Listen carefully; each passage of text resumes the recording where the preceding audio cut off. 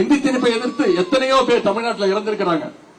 இதையெல்லாம் மறந்துட்டு உங்களுடைய மிரட்டலுக்கு நாங்க அடிபடுவோம் நீங்க நினைச்சீங்கன்னா அது உங்களுடைய கனவுல கூட நடக்கும். இன்றைக்கு ஒன்றிய கல்வித்துறை அமைச்சர் திரு தர்மேந்திர பிரதான் சொல்றார், பிற மாநிலங்கள் எல்லாம் மும்மொழி கொள்கையை ஏற்றுக்கொள்கின்ற பொழுது தமிழ்நாடு மட்டும் ஏன் பிரச்சனை பண்ணுது அப்படின்னு கேட்கிறார். இந்தியை ஏற்றுக்கிட்ட பல மாநிலங்கள் இன்றைக்கு தங்களுடைய தாய்மொழியை இழந்து நிற்கிறதை நாம பார்த்துக்கிட்டு இருக்கிறோம். உதாரணத்திற்கு ராஜஸ்தானுடைய தாய்மொழி ராஜஸ்தானி. இப்படி பல மாநிலங்களுக்கு ஒவ்வொரு தாய்மொழி இருக்கு. ராஜஸ்தான் ராஜஸ்தானி, பீகார் மாநிலத்திற்கு பீகாரி, ஹரியானாவுடைய தாய்மொழி ஹரியான்வி, உத்தரப்பிரதேசத்துடைய தாய்மொழி போஜ்புரி. இந்த மொழிகள் எல்லாம் இன்னைக்கு கிட்டத்தட்ட அழிஞ்சு போயிருக்கு. இதற்கு காரணம் அங்கெல்லாம் ஹிந்தி நுழைந்ததுதான். ராஜஸ்தானி, பீகாரி, போஜ்புரி, ஹரியானி மொழிகள் எல்லாம், இந்த மொழிகளை எல்லாம் ஹிந்தி மெதுவாக நுழைந்து விழுங்கிடுச்சு.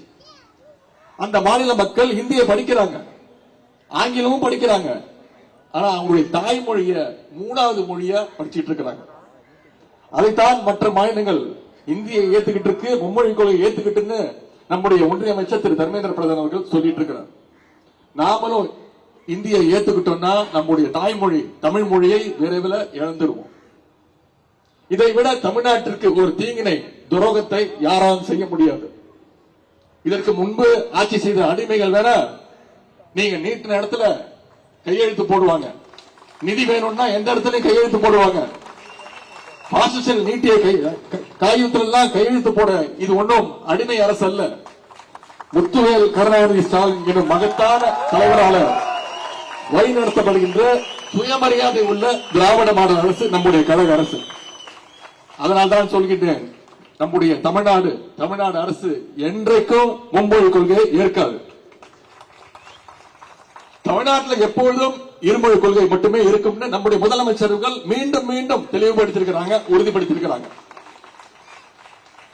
ஆகவே நான் மீண்டும் சொல்கின்றேன், எங்க மேல மீண்டும் இந்தியை திணிக்காதீர்கள், முயற்சி செய்யாதீங்க. தமிழ்நாட்டுக்கு நியாயமா கொடுக்க வேண்டியதை கொடுங்கன்னு கேட்கிறோம். நீங்க கொடுக்கறத விட்டுட்டு இப்படியே மிரட்டிட்டு இருந்தீங்கன்னா அப்புறம் தமிழர்கள் நாங்க எங்களுக்கு எப்படி எடுக்கணும் அப்படிங்கிறது தெரியும். அந்த நிலைமைக்கு எங்களை தள்ளிவிட்டாதீங்க என்பதை மட்டும் இங்கே நான் எச்சரிக்கையாக கூறிக்கொள்கின்றேன். நாங்கள் இந்திய அரசியல் சட்டத்தை மதிக்கின்றோம், ஜனநாயகத்தை மதிக்கின்றோம். அதனால்தான் எங்கள் உரிமைக்காக ஜனநாயக வழியில இன்றைக்கு குரல் கொடுக்கின்றோம்.